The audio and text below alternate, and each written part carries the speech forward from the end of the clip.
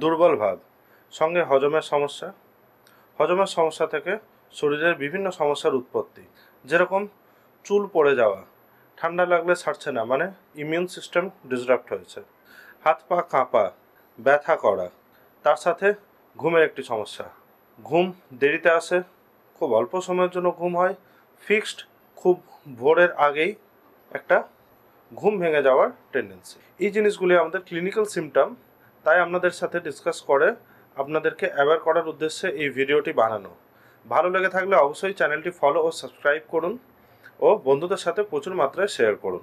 মিলিয়ে দেখে নিন সিমটমগুলি শুরু থেকে শেষ অবধি আপনাদের সঙ্গে মিলছে কিনা, বা আপনি কোনো বন্ধু বা কোনো আত্মীয়দের সাথে মিলছে কিনা।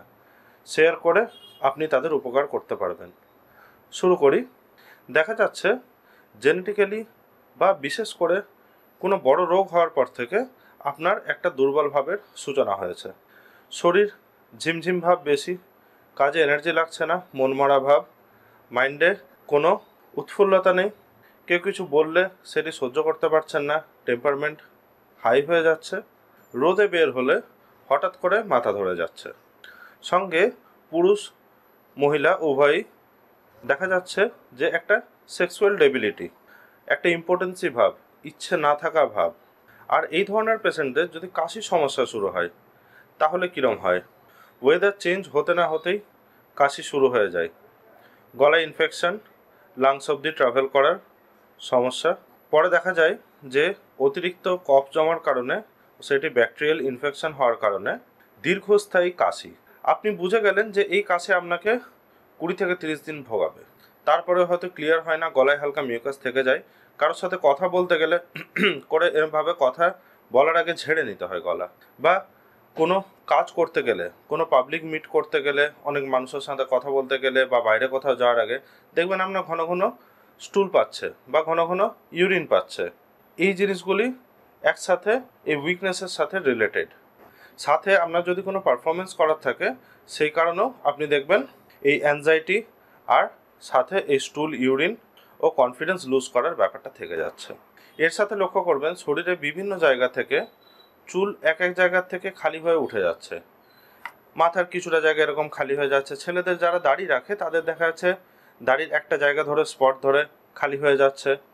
এইভাবে শরীরের বিভিন্ন অংশে চুল একটা জায়গা ঘিরে খালি হয়ে যাচ্ছে, মানে বলতে পারি সিভিয়ার অ্যালোপেসিয়া এরেটা।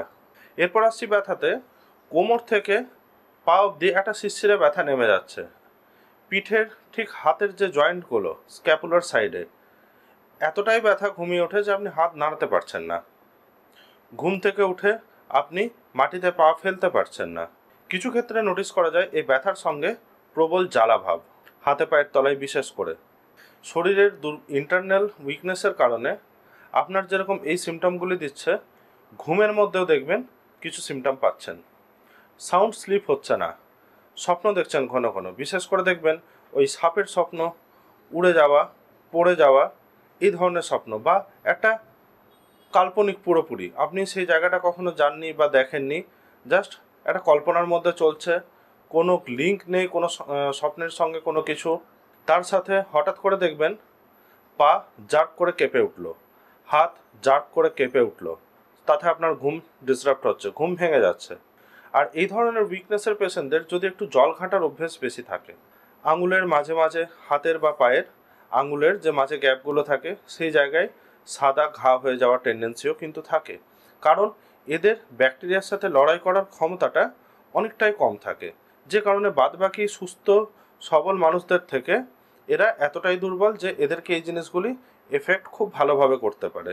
সাথে আরেকটি জিনিসও নোটিস করা যায় যে হজমের সমস্যার কারণে, এত উইকনেসের কারণে বডির যে মাসেলগুলো আপনাকে হজম করতে হেল্প করে বা যে নার্ভগুলো আপনাকে হজম করতে হেল্প করে, সেই ধরনের মাসেলগুলো ঠিকঠাক পারফরমেন্স না করতে পারায় আপনার হজমে একটা ডিস্টারবেন্স হচ্ছে। কীরকম? স্টুল কোনোদিনই ক্লিয়ার হয় না, সফট স্টুল, নরম হচ্ছে কিন্তু কোনোদিনও ক্লিয়ার হয় না। গ্যাসের প্রবণতাটা অনেকটাই বেশি, বিকেল 4-5টা থেকে বিশেষ করে রাত্রি 8-9টা পর্যন্ত। কারোর ক্ষেত্রে দেখা যায় সকালে উঠে বমি ভাব, এই ঘুম থেকে উঠেই বমি ভাবের পিত্ত আর জল আসার প্রবণতা বেশি দেখা যায়, আর বমি হয়ে যাওয়ার পর থেকে কাশিটি শুরু হয়। এই সাইকেলটা প্রতিদিনের দৈনন্দিন জীবনে লেগেই থাকে। ফলে আপনি কোনো কাজ করতে পারছেন না, মানুষের সাথে প্রপারলি মিশতে পারছেন না, মাইন্ড ইরিটেবল হয়ে থাকছে। স্টুডেন্টদের ক্ষেত্রে বা অফিস ওয়ার্কারদের ক্ষেত্রে এটি আরও বড় প্রবলেম, কারণ তাদের বাড়িতে যেরকম ফ্যামিলি ডিসরাপশন হচ্ছে সেই রকমই তাদের কাজ বা এডুকেশনেও ডিসরাপশন হচ্ছে, কারণ তারা একটা কিছু মাথায় রাখতে পারছে না, ভুলে যাচ্ছে, ওয়ার্কলোড নিতে পারছে না। একটু কাজ করার পরেই তাদের একটা আলস ভাব চলে আসছে, আর সেই কারণে তারা কাজটিও ভুলভাল করছে, যে কারণে দেখা যাচ্ছে তারা সব দিক থেকে একটা প্রবলেমে ঘেরা। সমাধান আছে আমাদের clinic Shreyan homeo care, Durgapur এজন আশিস মার্কেট। এখানে ডক্টর সায়নী এই ধরনের পেশেন্টদেরকে কমপ্লিট, যা সিমটম বললাম পুরোটা কমপ্লিট সফল ট্রিটমেন্ট করে থাকে। আপনাদেরকে যে সিমটমগুলি ডিসকাস করলাম এইগুলি পেশেন্টদের থেকে নেওয়া সিমটম। এই ধরনের পেশেন্টগুলি কিন্তু খুব ভালোভাবে রিলিফ পেয়েছে, সেরে গেছে। তাদের এই সাকসেস থেকেই আপনাদের সাথে এই ধরনের সিমটমগুলি শেয়ার করা, যাতে আপনারা উপকৃত হন ও আপনাদের বন্ধু, প্রতিবেশী ও আত্মীয়দেরকে অ্যাওয়্যার করতে পারেন। যদি বিষয়ে কিছু জানার থাকে, আমি সৌরভ স্ক্রিনে দেওয়া ডিটেলসে কন্ট্যাক্ট করলে আমি আপনাদেরকে হেল্প করতে পারবো। প্লাস ডক্টর সায়নীর সাথে কনসাল্ট করার জন্য যদি অ্যাপয়েন্টমেন্ট নেওয়ার হয়, তাহলে আপনারা ওই স্ক্রিনে দেওয়া ডিটেলসে কন্ট্যাক্ট করে অ্যাপয়েন্টমেন্টটি নিতে পারবেন। ডক্টর সায়নী অনলাইন বা অফলাইন দুটো ক্ষেত্রেই পেশেন্ট দেখার জন্য প্রেফারেন্স দিয়ে থাকে।